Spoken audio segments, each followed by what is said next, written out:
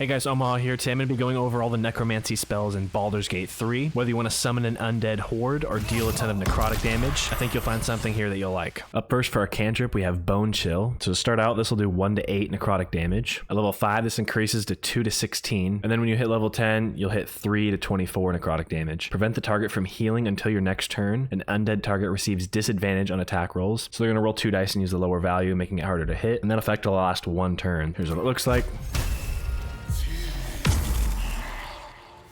And there's the effect.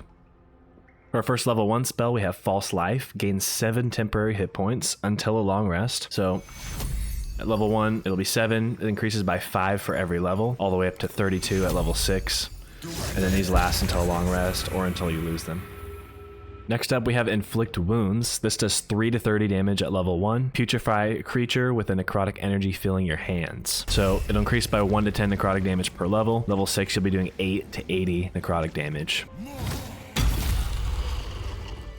Next up, we have Ray of Sickness. This does 2 to 16 poison damage. It possibly poisons the target for 2 turns. When poisoned, they'll suffer disadvantage on attack rolls and ability checks. Upcasting is going to add 1 to 8 poison damage per level, so you're starting with 2 to 16, going all the way up to 7 to 56 at level 6. And skeletons are immune to poison. That's why he doesn't have it. Our last level 1 spell is actually granted by the Ring of Exalted Marrow. This can be found on top of Moonrise Towers. So this ring gives you Exhort the Risen, which is it's basically command, but for undead. And then Ghoulish Touch. So this will do 2 to 12 necrotic damage, lash out with deadly claws, and possibly paralyze the target for 2 turns. And when paralyzed, the affected entity can't move or take actions, bonus actions, or reactions. And then attacks against the entity are always critical hits if the attacker is within 10 feet. And there you see she's paralyzed for 2 turns. Starting off our level 2 spells, we have Blindness. Blind a creature, attack rolls against it have advantage, and the foe attacks with disadvantage. So the blind condition, they'll have disadvantage on their attack rolls. The range of attacks and spells are reduced to 10 feet. Attack rolls against them have advantage. That's going to last 10 turns, and it's a Constitution saving throw. When you upcast, you're going to be able to affect an additional target per level. So at level 2, that'll be 1 creature. Level 6, that'll be 5 different creatures. So let's use it on this guy here. There he's blind for 10 turns. Next up is Rave Enfeeblement. Weaken a foe, they deal half damage with weapon attacks using strength for 10 turns. This is a concentration spell as well, so if you get hit, there's a chance you could lose your concentration and the spell will end. If you upcast the spell, it's not going to give you any additional benefits, so it's usually cast at level 2. And then Strength's going to affect every weapon, pretty much except for finesse weapons, which use dexterity instead. There, he's feeble now for 10 turns. Here he attacks. Critical hit of 5. He did a crit. He rolled a 7, added 2 from his strength modifier, and plus 2 from dueling, and then it divided it by 2. For our first level 3 spell, we have Animate Dead. Create an undead servant from a corpse. This gives you multiple actions. So I'll go over the first one, Animate Dead Zombie. Create a zombie that specializes in melee combat. All of these last until a long rest. This target has to be a medium or small corpse.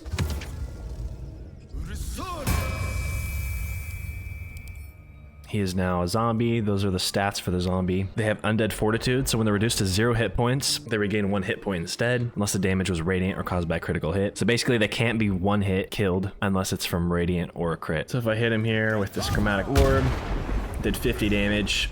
He came back with 1 HP. So he's got 1 attack, slam, does 5 to 15 bludgeoning damage. Hit a target with your bare fist and infect it with the crawling gnaw. Constructs, elementals, oozes, plants, undead, and members of your adventuring party cannot be affected. So the crawling gnaw lasts for 1 turn. When an enemy dies before the infection wears off, it will temporarily rise again as a newborn zombie. Here's what his slam attack looks like. It applied crawling gnaw. If I kill this guy, he comes back as a newborn zombie. So the newborn zombie is going to take 1 necrotic damage per turn, and they only have 10 HP, so basically 10 turns, but I mean, they can be killed earlier than that just by taking damage. But even still, if you can get a couple of these zombies out, kill a couple enemies with them, you can just make a horde of zombies pretty quickly. They'll also have dash, jump, disengage, and then you can dismiss them at any time with a bonus action. And if you go back into zombie, you can upcast it to level 4 and create 3 zombies at a time. So they're gonna have the same stats as the original zombie, but now you just have 3 of them. The next action you'll get is Animate Dead Skeleton. Create a skeleton that specializes in ranged combat. That's also a level 3. Those are his stats. Vulnerable to bludgeoning, immune to poison. So he has unarmed strike that does 1 damage. You basically just slap him upside the head. There's dash, he's got jump, disengage, and then he has a ranged attack, which does 5 to 19 damage. Here's what that ranged attack looks like. It's just like a normal bow shot, basically. And again, just like the zombie, you can upcast it to level 4 and create 3 skeletons, which I think is good value. Next action you'll get is Animate Dead Ghoul. This is actually a level 5, so I'm counting it part of the level 3 just because it's still Animate Dead. Create a ghoul that specializes in melee combat. Again, this will last till long rest. So he has claws that do 6 to 21 slashing damage, lash out with deadly claws, and possibly paralyze the target for 2 turns. We already went over paralyzed, so I'm not going to read it again. And then he has devour. Bite a knocked out prone or sleeping target and deal 6 to 33 slashing damage, heal for that many hit points. You can toggle non-lethal attacks, you can jump, dash, and disengage as well, and then dismiss with a bonus action. So here's his claws attack. It's 17 damage there and insta-killed him basically. And then here's his devour attack. This warg right here is knocked out. So it did 39 damage and healed for 39. And here are the stats for the ghoul. He's got poison immunity, AC 17. And then just like with the other two, you can upcast this. If you upcast to level 6, it'll create 3 ghouls. The final variant for that is Flying Ghoul. Create a Flying Ghoul that specializes in ranged combat. So here's the stats for the Flying Ghoul. He has a slightly lower AC than the regular Ghoul. And then as far as attacks go, he has claws just like the other one. He still has dash, disengage, jump, and devour just like the other one. But then he can also fly. He's functionally the same as the other one, except he can fly, but he has a lower armor class to make up for it. And then the level 6 upcast for that lets you create 3 Flying Ghouls.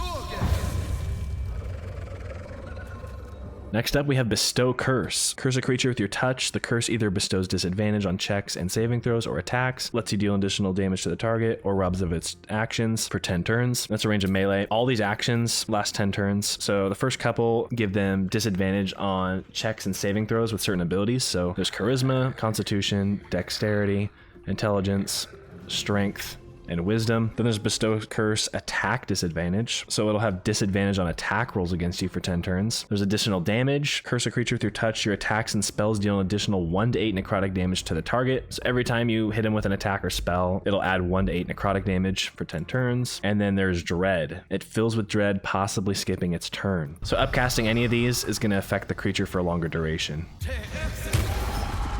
So there I gave him Dread. There we go. Curse filled with dread, so he skipped his turn right there. Here's the additional damage version. I'll show you that too really quick. So there, he's got additional damage on. So let me throw a firebolt at him. There, I hit him for 15 fire and 4 necrotic damage. Next up, we have Feign Death. Put an ally in a protective coma. They become resistant to all damage except psychic damage, so you'll take half damage from everything except psychic. Disease and poison have no effect. This will last 10 turns. So I'll just use it on myself. Upcasting is not going to get you any additional benefits. And night. So here you can see all my resistances. They're lasting 9 more turns. The next one here, I don't have the item for right now in any of my saves, but it's the Paralyzing Ray. So this will paralyze the target for 2 turns, and it's granted from the Burnished Ring, and you'll get that in the House of Hope in Act 3. But yeah, it's basically your standard paralyze on a ring. The next 2 spells are from the Spectator's Eyes Amulet, which is very rare. You find this in the Underdark in Act 1. If you do enough exploring there, you'll find it. This will grant you Ray of Fear, which frightens your target for 2 turns. You can use this once per long rest. It's pretty standard. Here's what that Ray of Fear looks like. Frighten for 2 turns, pretty standard. And then the other action it'll grant you is Wounding Ray, which does 2 to 16 necrotic damage. On a save, they'll still take half damage. And you can use that once per long rest as well. So here's what that looks like.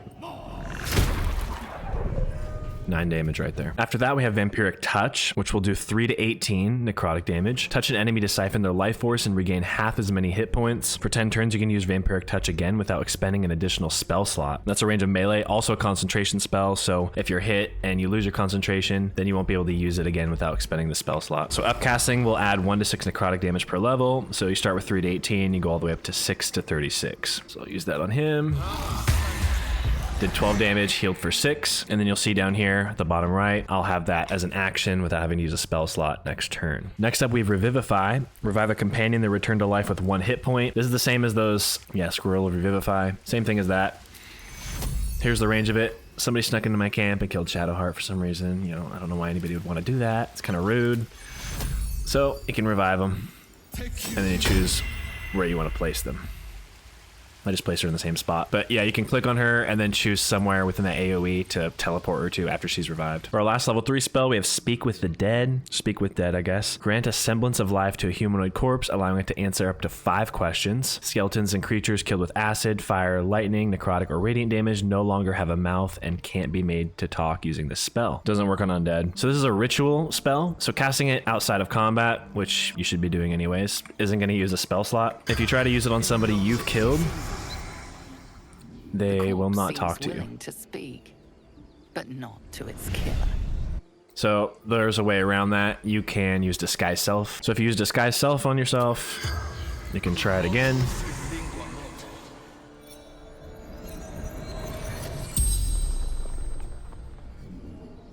The corpse regards you lifelessly. And then you can ask them up to 5 questions. And not everybody is going to talk to you. Like if you kill just a super basic goblin, there's a good chance that they don't have anything to say to you. But if it's a more significant enemy, then there's a good chance that they have stuff you can ask them or find out from them. Faithful servant too. And then the spell's power wanes, you can ask no more questions. Starting off for level 4, we have Blight. This does 8 to 64 necrotic damage. Plants take maximum damage from this spell and have disadvantage on the saving throw against it, so they'll be easier to hit, and they will take 64 damage when you hit them. On save, target still takes half damage. No effect on undead and constructs, so I'll have to go outside to show you guys that. Upcasting is going to deal an additional 1 to 8 necrotic damage per level, so at level 6, you'll be up to 10 to 80 necrotic damage. Here's what that's going to look like. And he gone. For our other level 4 spell, we have Beckoning Darkness. I don't have this item either, just because of a choice I made. So it takes 2d8 necrotic damage if it enters or starts its turn in a lightly or heavily obscured area, uses a bonus action to cast, and it lasts 2 turns. And it's granted by the Dark Justice Star Gauntlets. I'm not going to say how you get those, but it's an Act 2, and it's depending on a choice you make. Moving on to our level 5 spells. For our first one, we have Contagion. Poison a target and possibly afflict them with a disease of your choice. This lasts until a long rest. It's only a range of melee, so that's your range there. This is going to give you multiple actions, so there's 6 different disease types you can give them. How this works is you hit them with one of these. So I'll do this on myself to show you guys, but this one's Contagion, Blinding Sickness. Target receives disadvantage on wisdom checks and saving throws and is blinded. So how all these diseases work is cast it on the enemy, and they roll a saving throw each turn. If they fail 3 saving throws, they get the disease until a long rest. If they pass 3 saving throws first, then they don't get the disease and they're cured.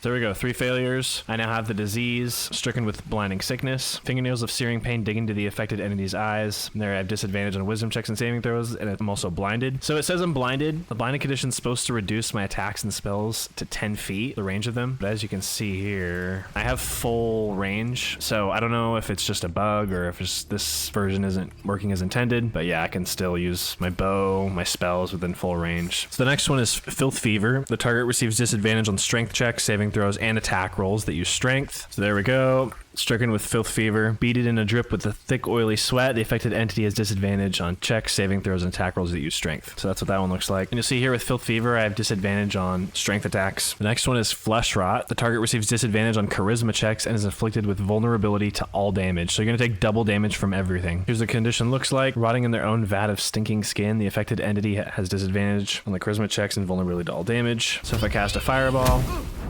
did 10 damage, actually rolled a 5, and then it doubled it to 10. After that, we have Mind Fire. The target receives disadvantage on intelligence checks and saving throws and is befuddled. So they can't control their own actions and they wander around without direction. That's like the Confusion spell. So there, I failed my 3rd saving throw. That just makes everybody at camp hostile towards me because I'm confused, I guess. Also, some reason they decided to get naked. It makes it extra fun, I guess. Yeah, you'll see the condition down here. Affected entity's brain is cooking in a stew of hot blood. Next we have is Seizure. The target receives disadvantage on dexterity checks, saving throws, and attack rolls. So here's what it looks like when you have seizures, in the game at least. Involuntary convulsions shiver through the affected entity. So now I'll have disadvantage on my attack rolls. There's the disadvantage on attack rolls there. Final one is Slimy Doom. The target receives disadvantage on constitution checks and saving throws. Whenever they are hit, they get stunned. So here's Slimy Doom. Affected entity oozes waxy globulous blood. So whenever I take damage, from a firebolt or whatever, I get stunned for 1 turn. So that can be pretty decent, I guess. Next one we have is Dethrone. This is actually only found as a scroll. There's only 2 of them in the game, and they're in the Sorcerer's Vault in Act 3. But if you have a wizard, you can learn the scroll and learn the spell forever. So shred a foe's very essence by pulling on the strands of the weave. It has a 100-foot range, and you can use it once per long rest, and it does 30 to 80 necrotic damage. Here's what that looks like. 54 damage right there. For our first level 6 spell, we have Circle of Death. This does 8 to 48 necrotic damage. Sculpt a massive sphere of entropic energy around a creature. Devastate the target and all surrounding creatures. On a save, the targets will still take half damage. So this has a range of 60 feet. And then the blast radius around it is 30 feet, I believe. Our next level 6 spell is granted from the item Shadow Lantern. To make this, you need to go to Moonrise Towers with Gale, and there's a secret room there, and you'll have the option to create one with him there. And this will give you the level 6 spell Conjure Shadow Lantern Wraith. Pull an undead creature from the depths of the Shadow Lantern's depraved magic to join your side in combat. It lasts until a long rest, and you can cast it once per long rest, so basically you can always have it up. It says here the target must be a medium or small corpse, but you actually don't need a corpse at all for this. So here, I'll cast that. So here he is. Here's his stats. He is resistant to quite a bit, and he has an armor class of 13. He hides underground like that until he's in the shadow. Here's what he looks like when he comes out of the ground. He has necrotic claws, which do 7 to 27 damage, slashing and necrotic. Lash out with cursed claws. And he has Strength Drain, which does 3 to 24 necrotic damage. Claw foe's heart and possibly leech its strength by 3. The target dies if its strength is reduced to 0. If the target is in bright light or daylight, it makes its saving throw with advantage. So the Strength Drain will last 2 turns. Here you can see she has 12 strength. Let me Strength Drain on her. There, she was hit by it. Now she's down to 9. A couple other things about the Shadow is he has dark vision up to 40 feet. He's ethereal, so he can't be shoved, thrown, or used as an improvised weapon. He has opportunity attacks. He has Shadow Blend, so when lightly or heavily obscured, this creature gains the ability to blend with shadows and become invisible. And then he has Sunlight Weakness. While in sunlight, this creature has disadvantage on attack rolls and saving throws. All right, next up we have Create Undead. Raise a corpse as a heinous mummy that fights by your side until a long rest. Has to be a medium or small corpse.